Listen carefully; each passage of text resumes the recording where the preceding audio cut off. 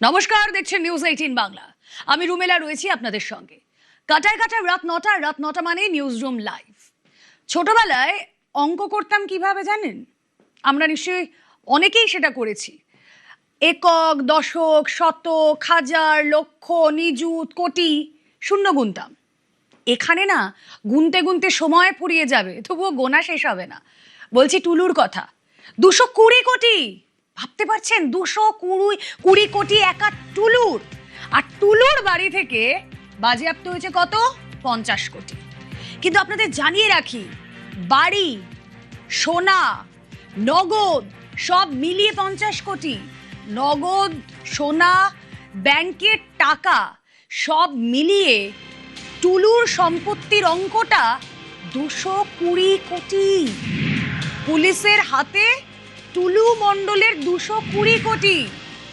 কথা বলবো, ইন্দ্রজিৎ রয়েছেন সঙ্গে। ইন্দ্রজিৎ, ধনকুবেরকে কোনোদিনও দেখিনি কেমন হয় দেখতে, তবে খানিকটা বোধহয় টুলু মণ্ডলের মতো। 220 কোটি একা টুলু।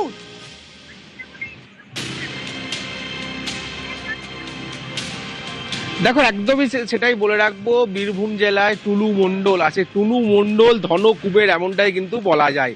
কারণ আজকে বীরভূম জেলা পুলিশ সুপার বিনীত রাজ বান্দেজ তিনি যখন সাংবাদিক সম্মেলন করলেন, তিনি সরাসরি একদম জানিয়ে দিলেন যে গত দিনে যে 28.5 কোটি টাকা নগদ এবং সোনা নিয়ে 50 কোটি টাকার কাছাকাছি, পাশাপাশি এই কদিনের যে তদন্ত অভিযান বা তার অ্যাকাউন্ট, অর্থাৎ টুলু মণ্ডলের যে অ্যাকাউন্ট, জমি জায়গা, এই সমস্ত মিলিয়ে কত 220 কোটি টাকা। ভাবা যায় 220 কোটি টাকার সম্পত্তি শুধুমাত্র টুলু মণ্ডলের নামে রয়েছে। ব্যাংকে ফিক্সড ডিপোজিট এই সমস্ত নিয়ে টুলু মণ্ডলের নামে রয়েছে। নামে একদম তিনি বলেছেন টুলু মণ্ডলের নামে, অর্থাৎ বেনামে। তাহলে টুলু মণ্ডলের আরো কত সম্পত্তি রয়েছে? কারণ আমরা সকাল থেকে দেখিয়েছি টুলু মণ্ডল তিনি কিন্তু 2025-26 যে অর্থবর্ষ, সেখানে তিনি কত টাকা ট্যাক্স দিয়েছেন না, তিনি ট্যাক্স দিয়েছেন 44 কোটি 95 লক্ষ টাকা। তাহলে তিনি এই যে সম্পত্তি দেখানো হচ্ছে এখনো পর্যন্ত, যে সম্পত্তি, ব্যাংকের ফিক্সড ডিপোজিট 220 কোটি টাকা,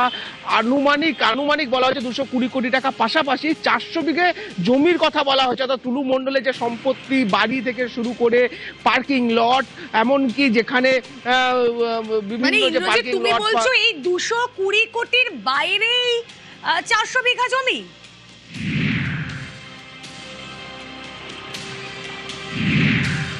একদম 220 কোটি টাকার বাইরে হচ্ছে 400 বিঘা জমির কথা তিনি কিন্তু পুলিশ সুপার বিনীত রাজ বান্দেজ তিনি কিন্তু জানিয়েছেন যে 400 বিঘে জমি রয়েছে।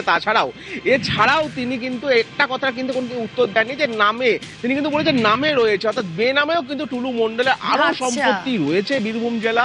তাছাড়া বীরভূম জেলা বলা ভুল হবে, দেশের বাইরেও কিন্তু টুলু মণ্ডলের বিভিন্ন জায়গায় সম্পত্তি ছড়িয়ে রয়েছে। তার দামি দামি গাড়ি রয়েছে।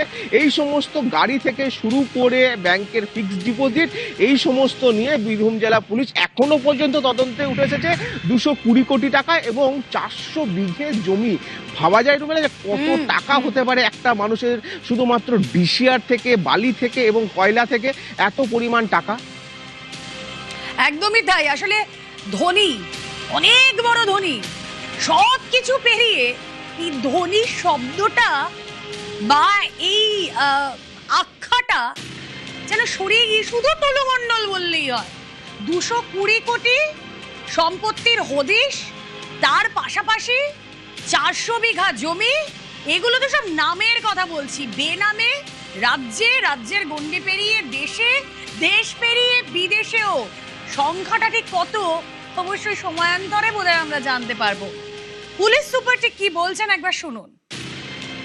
इन्वेस्टिगेशन के दौरान बैंक और दूसरी संस्थाओं में छानबीन करके पता चला काफी मात्रा में नकदी बैंक अकाउंट और फिक्स डिपॉजिट में है, जिनका कुल मिलाकर मूल्य लगभग 220 करोड़ है, जिसमें पहले दिन की 50 करोड़ की कैश और सोने की जब्ती शामिल है।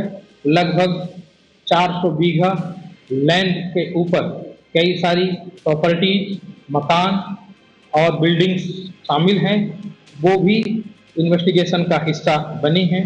मोहम्मद नजीबुद्दीन एक सिंडिकेटेड मैनर में एक ऑर्गेनाइज्ड क्राइम चलाते थे।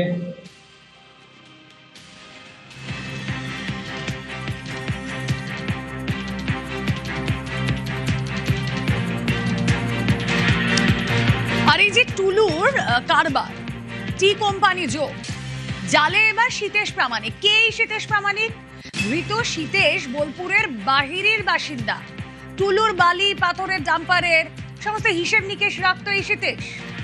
ডাম্পারের চালান নথি সংরক্ষণের দেখভালের দায়িত্ব তাকে। সীতেশকে জেরায় পাচার সংক্রান্ত তথ্যের খোঁজ পুলিশে।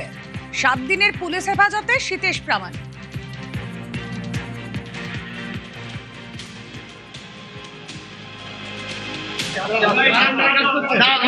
টুলু মন্ডল কেন ধরেছে বলতে পারছি না, ধরে এনেছে। টুলু মন্ডল সাপ্লাই অফিসে কাজ করি, ধরে এনেছে। এবার দেখি কি বললো ধরেছে।